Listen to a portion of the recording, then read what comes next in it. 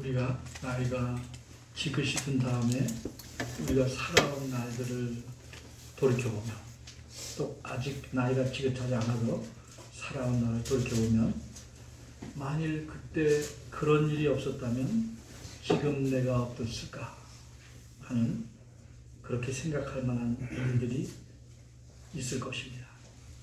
개인뿐만 아니라 한 민족, 한 나라에도 그런 위기의 순간이 있습니다. 이스라엘 백성이 애굽에서 나온 후에 첫 번째로 겪은 큰 위기는 그들이 홍해 바다 앞에 섰을 때입니다. 뒤에는 애굽 군대들이 그들을 다시 잡아가려고 쫓아와 있습니다. 앞에는 건널 수 없는 바다가 놓여 있습니다. 그때 하나님께서 홍해 바다를 둘로 갈라놓으시지 않았다면 이스라엘 백성들은 그곳에서 죽고 나머지 사람들은 다시 애굽으로 끌려갔을 것입니다. 그 후에 이스라엘 백성이 겪게 된 두 번째 위기는 오늘 본문에 있는 금으로 황소를 만들어 그것을 섬긴 일입니다. 이 일이 어떻게 심각한 위기인지, 그리고 이 위기는 어떻게 극복되었는지 살펴보려고 다음과 같이 세 가지를 생각해 보겠습니다. 그런데 오늘은 세 가지 중 첫째 것만 집중해서 생각해 보겠습니다. 세 가지 중에서 두 개는 제가 말씀드리고 세 번째 거는 다음에 말씀드릴게요. 첫째는 모두 드러나고, 두 번째는 모두 죽게 됨. 오늘 첫째 것만 말씀드리겠습니다. 그런데 우리가 가장 염두에 두어야 할 사실, 성경 말씀을 듣거나 공부할 때 그 성경 말씀을 통해서 하나님을 알아가야 한다는 사실입니다. 성경에 어떤 사건을 기록해 놓든지 간에 그 사건 속에서 말씀하시고 행동하시며 또 그 사건을 평가하신 하나님이 어떤 분인지에 집중해서 우리가 하나님을 알아야 된다는 겁니다. 이 사실을 놓치고 성경에 기록된 사건을 보고 그냥 그 사건 자체의 줄거리와 거기서 어떤 유익한 도덕적인 교훈만을 얻으려 한다면 그것은 성경을 하나님 말씀으로 여기는 것이 아니고 하나의 역사책이나 윤리책으로 대하는 것입니다. 따라서 우리는 성경을 읽을 때마다 하나님에 대해서 깊이 생각해 보는 일을 소홀히 해서는 안 됩니다. 이제 첫 번째 사항을 살펴보겠습니다. 첫 번째, 모두 드러남. 황소 형상을 만들어 그것을 경배하는 일로 인해서 이스라엘 백성은 모두 죽을 수밖에 없는 형편을 놓였습니다. 그러나 이스라엘 백성은 모릅니다. 자신들이 저지른 일이 그렇게 심각한 일인지를 모릅니다. 그래서 그들은 산 아래서 마냥 즐겁게 황소 형상을 경배하며 축제를 즐기고 있었습니다. 하지만 산 위에서는 매우 심각합니다. 산 위에는 하나님과 모세 단 두 분만 있습니다. 그런데 하나님께서 갑자기 모세에게 산 아래로 내려가라고 말씀합니다. 갑자기 말씀한 겁니다. 그렇게 훗날 이 사건을, 이 일을 회상하며 모세가 한 말을 들으면 하나님께서 뭐라고 말씀하셨냐면 속히 내려가라, 이렇게 말씀하셨습니다. 왜 하나님께서 속히 내려가라 이렇게 말씀하셨는가? 하나님께서는 산 아래서 일어난 모든 일을 아셨기 때문입니다. 사람들은 다른 사람을 속일 수 있으니까 적어도 이론적은 아니라 할지라도 실제적으로 하나님까지도 속일 수 있다고 생각하는 듯합니다. 그러나 결코 하나님을 속일 수 없습니다. 갈라디아 6장 7절 신약성경 309쪽에 보면 스스로 속이지 말라, 하나님은 만물의 여김을 받지 아니하시나니 사람이 무엇으로 심든지 그대로 거두리라, 이렇게 말씀했습니다. 여기서 우리가 주목할 표현은 하나님은 만물의 여김을 받지 아니하신다는 말씀입니다. 이 뜻은 하나님께서 조롱을 받지 않는다는 의미입니다. 예를 들어서 어릴 적에 보면 짓궂은 사내 아이들이 다른 아이들을 속여서 좋다고 깔깔대고 골탕을 먹이는 일이 왕왕 있습니다. 그래서 그 아이가 잘 속아 넘어가면 뭐 웃고 다음에도 또 속여보려고 합니다. 잘 속는다고 얕보기 때문입니다. 이처럼 하나님을 얕보고 속여보려고 사람이 시도할 경우가 있습니다. 그런데 하나님은 그렇게 속아 넘어가시지 않으며 그런 조롱을 당하지 않는다는 뜻이 만홀히 여김을 받지 않는다는 의미입니다. 그런데 하나님께서 그렇게 속임이나 조롱을 당하지 않는다는 증거가 무엇입니까? 그 다음 말씀인 하반절이 알려줍니다. 원문에서는 이 하반절이 왜냐하면으로 시작합니다. 따라서 하반절은 갈라디아서 6장 7절 하반절은 왜냐하면 사람이 무엇으로 심든지 그대로 거두기 때문이다. 이런 말씀입니다. 이 말씀을 바르게 이해하면 이런 의미입니다. 사람이 무엇으로 심든지 하나님께서는 그 사람이 심은 그대로 거두게 해주시기 때문이다. 그렇기 때문에 사람은 하나님을 속일 수 있다고 생각하지만 하나님은 사람에게 속임을 당하거나 조롱당하지 않습니다. 그 사람이 심은 그대로 거두게 하십니다. 그래서 칼을 쓰는 자는 칼로 망한다. 모함을 하는 자는 모함으로 망합니다.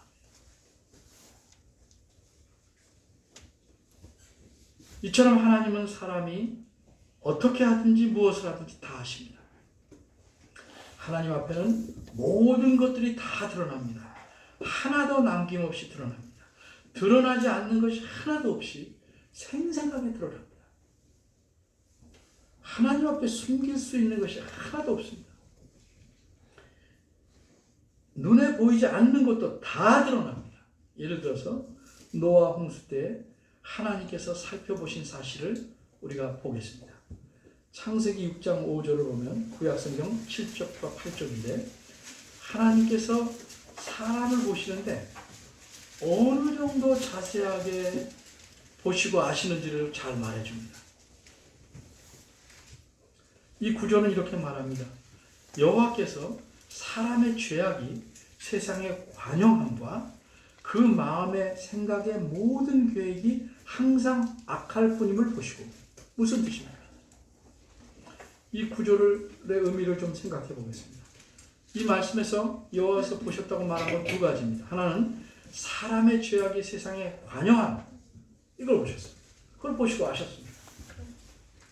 관영했다는 원어의 의미는 거대하다, 참으로 많다, 이런 뜻입니다. 사람의 죄악이 세상에 거대했다, 많다, 그런 사실을 하나님께서 어떻게 보시고 아셨어요? 통계로 조사하셨습니까? 아니면 수소문을 들어 하셨습니까? 수소문하셨습니까? 하나님은 한눈에 세상 전체를 한꺼번에 보시기 때문입니다. 사람의 죄악이라는 게 무엇입니까? 죄악이 눈에 보입니까? 그렇지 않습니다. 사람의 죄악이 세상에 많다는 것은 사람이 죄악으로 인해서 저지른 그 악한 행위들이 세상에 굉장히 많았다는 뜻입니다. 그러나 하나님은 이렇게 겉으로 드러난 행위들만 보아야만 죄악이 있다, 이걸 알 수 있는 분이 아닙니다. 하나님은 사람의 깊은 속도 능히 보실 수 있고 아실 수 있는 분입니다. 그래서 이런 사실을 5절 하반절은 이렇게 표현합니다. 즉 사람의 마음의 생각의 모든 계획이 항상 악할 뿐임을 보셨다. 여러분들 짐작하시겠지만 여기서 보셨다는 말은 아셨다는 의미를 갖는 것입니다. 이 하반절 말씀을 좀 더 생각해 보려고 합니다. 하반절을 보시면 마음, 생각, 계획이라는 세 낱말이 나옵니다. 이것이 무엇을 의미하는지 알 필요가 있습니다.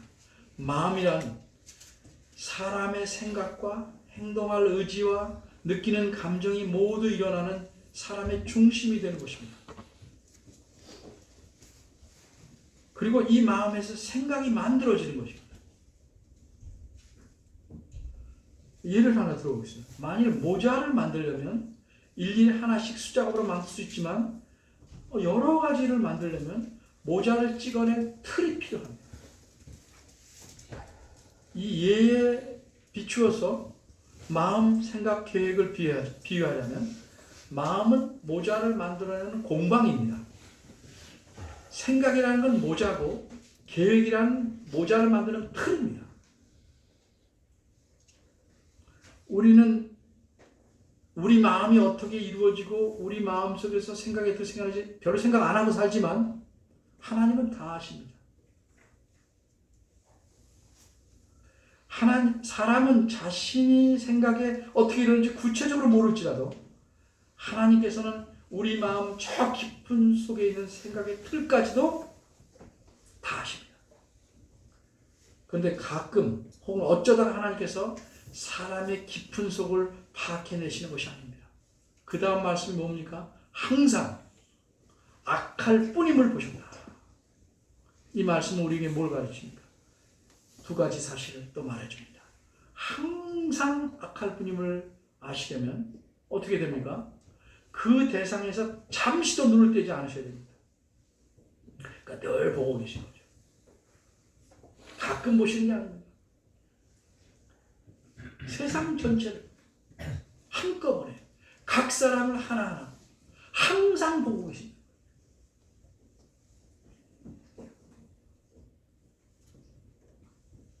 또한 악할 뿐인 걸 보셨다는 말씀에서 뭘 알 수 있습니까?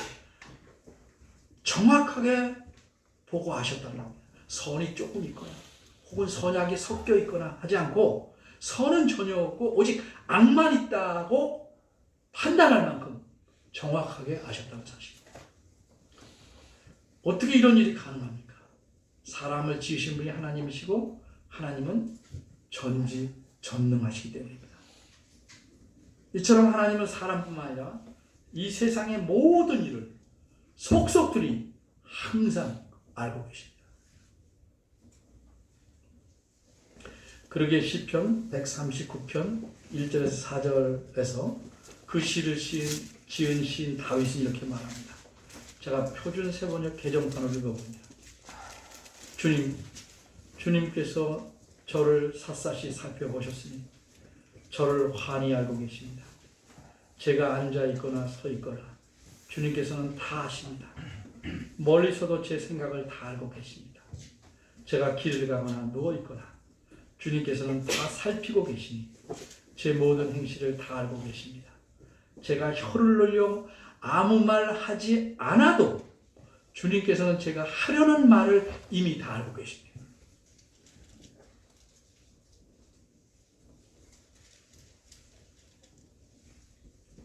이런 하나님께서 먼 곳도 아닌 바로 코앞에 즉 산 아래에서 벌어지고 있는 엄청난 일을 모르실 리가 없습니다.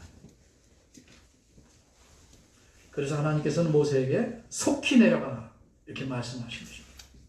하나님 보시기에 이스라엘 백성은 부패했습니다. 지난 주일에도 말씀드린 바대로 그들이 부패한 정도는 스스로를 멸망시킬 만큼 부패한 것입니다.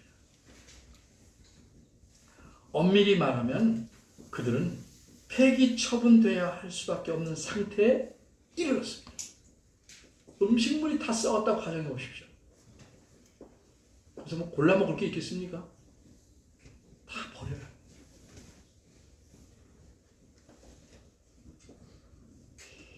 남들이 그렇게 만든 것이 아니고 이스라엘 백성이 스스로를 자신들을 그렇게 다시 되돌릴 수 없을 만큼 버려야 할 만큼 부패하게 된 것입니다. 그러기에 적어도 하나님의 판단으로는 이스라엘 백성은 더 이상 하나님의 백성이 아닙니다. 왜냐하면 그들은 스스로 하나님과 맺은 언약을 깨트려버리고 부패했기 때문입니다. 하나님과 언약을 맺은 지 불과 40일 만에 하나님 앞에서 맹세하고 맺은 언약을 깨트렸습니다. 이는 마치 결혼한 지 불과 40일 만에 배우자를 배반하고 다른 사람을 쫓아간 사람과 마찬가지입니다. 한마디로 있을 수 없는 일이 벌어진 것입니다. 그래서 하나님께서는 이스라엘 백성을 더 이상 자기 백성으로 여기시지 않습니다. 그러기에 모세에게 말씀하시기를 7절에서 내 백성이라고 말씀합니다. 사람이 하나님 백성이 되는 길은 딱 하나입니다. 하나님께서 은혜로 먼저 손을 내밀어 사람과 언약을 맺으셔야만 가능합니다. 이렇게 언약을 맺으면 하나님은 그 언약 맺은 사람들의 하나님이 되셔서 그들의 모든 삶을 평생 영원까지도 책임지시는 겁니다. 그리고 사람들은 하나님의 백성이 되어서 하나님께서 요구하는 규정들을 바르게 지켜야 합니다. 이렇게 지키면 하나님께서 약속하신 복을 누리고 살게 됩니다. 그런데 이스라엘 백성은 불과 40일 만에 언약을 깨어버렸습니다. 그럼 이런 백성들을 하나님께서는 어떻게 하시는가? 한마디로 내 백성이 아니라고 하십니다. 이와 같은 사실은 훗날 이때만 그런 게 아니고 호세아 선지자 시대에 이스라엘 백성에게 하신 말씀에서도 잘 드러납니다. 호세아 선지자는 음란한 아내를 취하여 자식을 낳았습니다. 그래서 하나님께서는 그 자식의 이름을 로암미라고 지으라고 하셨습니다. 이 말은 히브리어인데 그 뜻은 로, 아니다는 거예요. 암미, 내 백성. 내 백성이 아니다라는 뜻입니다. 이렇게 이름을 짓게 하신 것은 선지자의 자식을 이렇게 이름 짓게 한 것은 이스라엘 백성에 대한 하나님의 입장을 나타낸 겁니다. 너희들은 내 백성이 아니다 하는 것을 선지자의 행함을 통해서 드러내신 겁니다. 그래서 호세아 1장 8절에서 하나님은 이렇게 말씀하셨습니다. 그 이름을, 그 자녀 이름을 로암미라 하라. 왜냐하면 너희는, 이스라엘 백성은 내 백성이 아니요 이제 나는 너희 하나님이 되지 아니할 것이기 때문이다. 이처럼 하나님께서 이스라엘을 자기 백성이 아니라고 하시면 어떤 일이 벌어집니까? 매우 비극적인 결과가 앞으로 나타납니다. 하나님은 더 이상 이스라엘 백성과 관계가 없습니다. 따라서 그들을 특별하게 책임지실 이유가 없습니다. 그들을 보호하거나 인도하실 필요도 없습니다. 그들을 이제 제멋대로 살다가 그 죄값에 죽도록 내버려 두시는 겁니다.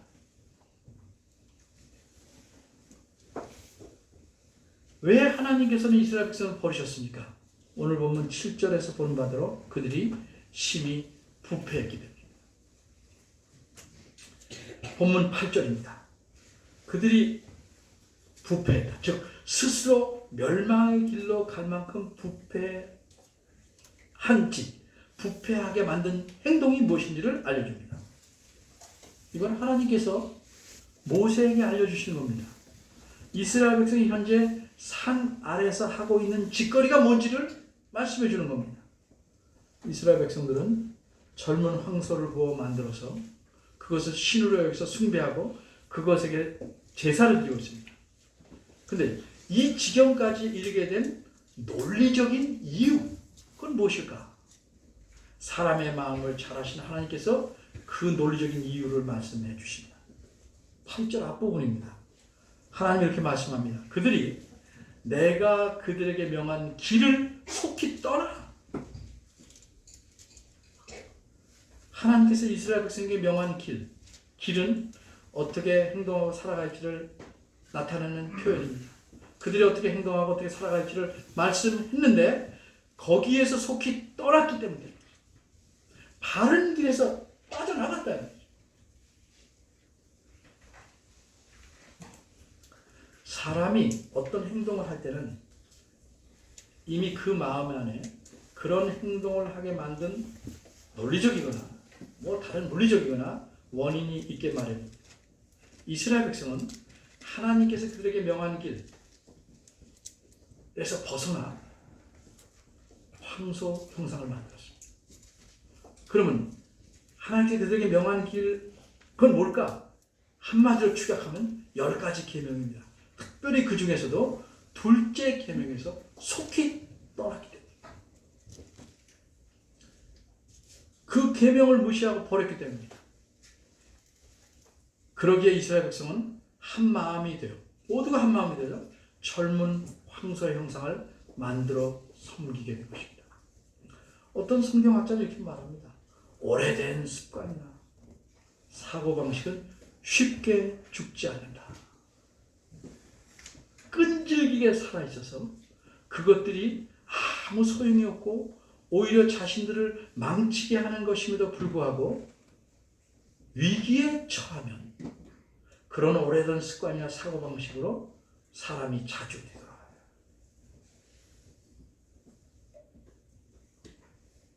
이런 습관이나 사고방식은 이 타락된 세상에서 얻은 한계가 있을 수밖에 없는 인간의 지혜를 의지하는 데서 나온 것이다.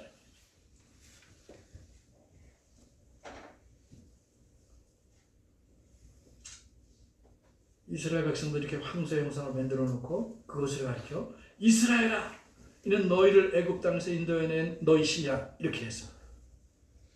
그리고 숭배하고 절하고 제사를 드리고 기뻐하고. 이스라엘 사람들은 삼척동달아 다 경험했으니까 누구나 여호와 하나님께서 자신들을 애굽 땅에서 인도내신 줄 아주 밝히 합니다.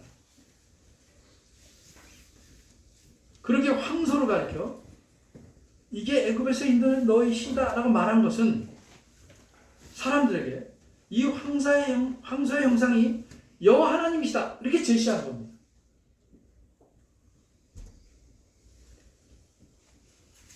그들은 그렇게 하면서도 당연히 자기들이 여전히 변함없이 여호와 하나님을 섬긴다고 생각했습니다.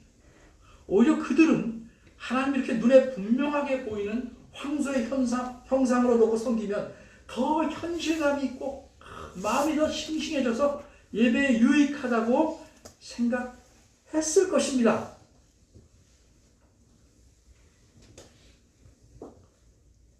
그런데 그런 거는 자신의 생각이나 감정을, 판단을 하나님의 명령보다 더 중요하고 우선적으로 여긴 데서 나온 것입니다.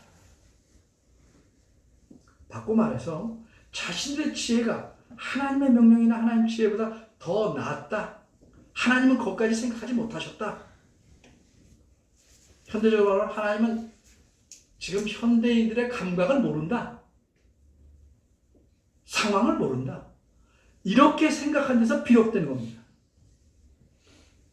하지만 하나님은 사람이 그런 위험에 늘 빠질 것을 이미 아셨기 때문에 분명하게 둘째 계명에서 말씀하시기를 하나님을 섬길 때 어떤 다른 형상으로 만들어서 그것을 하나님이라고 절하거나 섬기지 말라고 명령했습니다.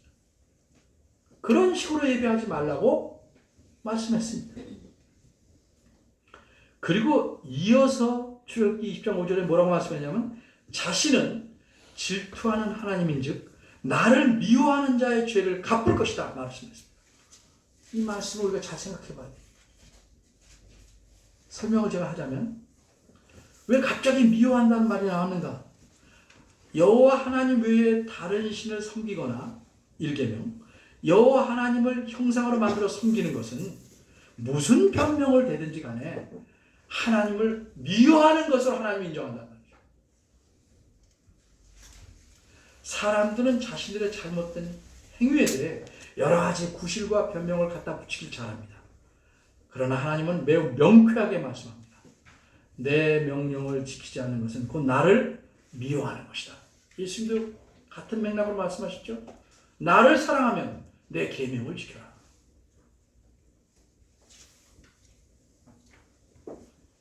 이렇게 하나님의 명령을 지키지 아니함으로써 자기가 하나님을 미워한다는 것을 드러낸 자들은 하나님께서 계속해서 자기 백성으로 여길 수가 없는 것입니다. 하나님이 바보입니까? 그래서 하나님은 그들을 가리켜 너희는 이제 내 백성이 아니라 내 백성, 모세의 백성이라고 획을 긋듯 말씀하십니다. 정리해 봅시다. 바닷가의 개가 옆으로 걸으면서 자신이 똑바로 걷는다고 생각할 수 있듯이 그렇게 생각하는지 모르겠어요. 사람들은 이런 말을 많이 씁니다. 사람들은 자신의 행동을 그렇게 착각할 수 있습니다. 그러기에 우리 모두에게 필요한 절대적인 기준은 무엇입니까? 오직 하나님 말씀뿐입니다. 우리의 생각, 느낌, 판단이 필요 없다는 건 아니고 우리의 생각, 느낌, 판단이 항상 틀린다는 건 아니고 유익할 때도 많이 있지만 하나님 말씀이 기준이 아니라면 그건 문제가 있다는 거죠. 내가 의롭다, 옳다, 바르다, 심지어 하나님이 기뻐하실 것이라고 생각하는 조차도 하나님 말씀을 기준으로 삼아서 정한 것이 아니라면 하나님 보시기에는 불의하고 잘못되고 그릇되고 싫어하는 것이는 겁니다.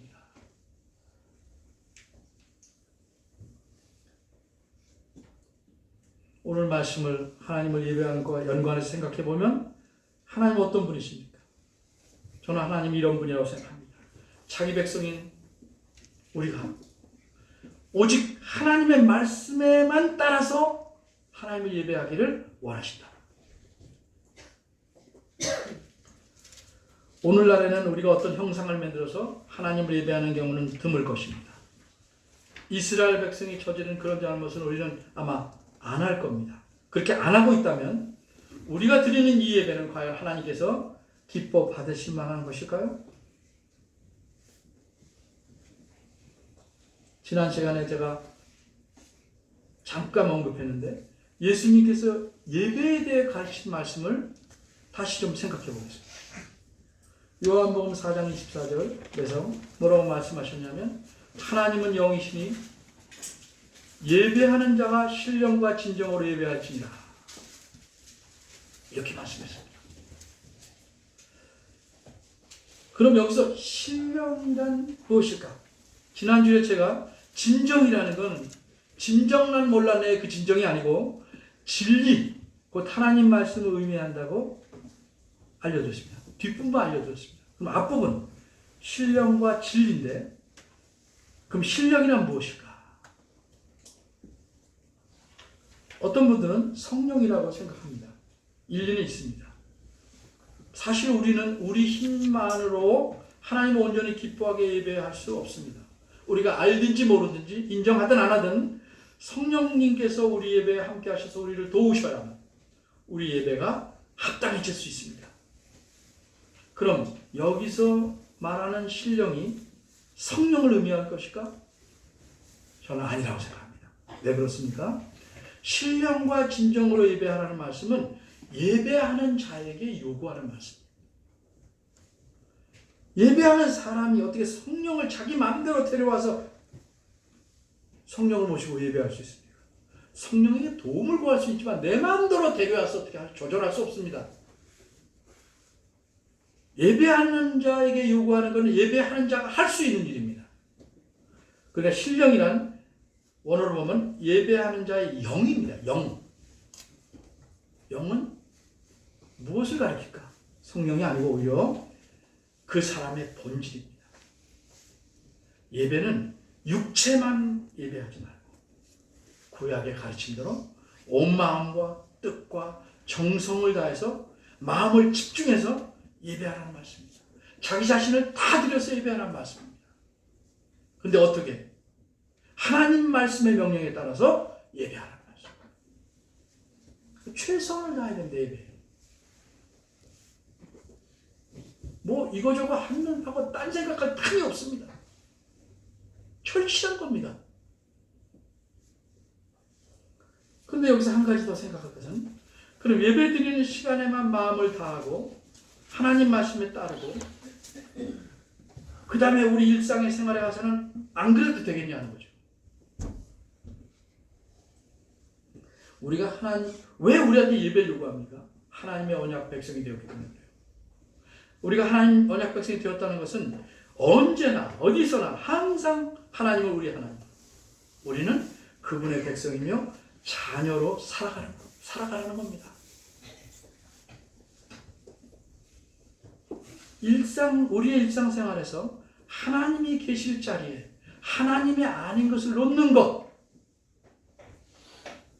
그게 우상을 가는 겁니다. 우리가 하나님이 아닌 다른 무엇을 의지하고 살아가는 것, 그게 우상을 섬기는 겁니다. 심각하게 잘못된 일입니다.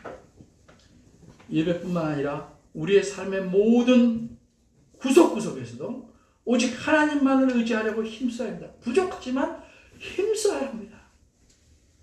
그래서 저는 예배를 이렇게 비유할 수 있습니다. 비유하고 싶습니다. 한 주간 동안 정성 들여 키운, 그래서 꽃을 피운 이 화분에 꽃을 드리는 것이다. 그럼 한 주간 동안 뭐예요? 이 화분에 씨를 심긴 그 꽃을 잘 키워야 합니다. 그리고 피어난 꽃을 드리는 것이 공예배입니다.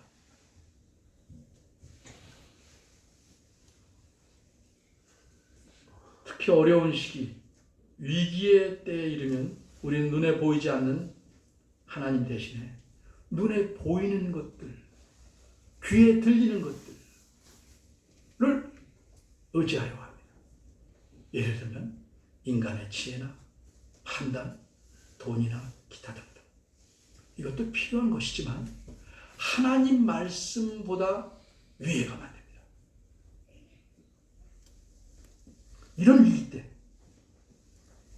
내가 하나님 앞에서 어떠한 자인가가 드러나는 겁니다.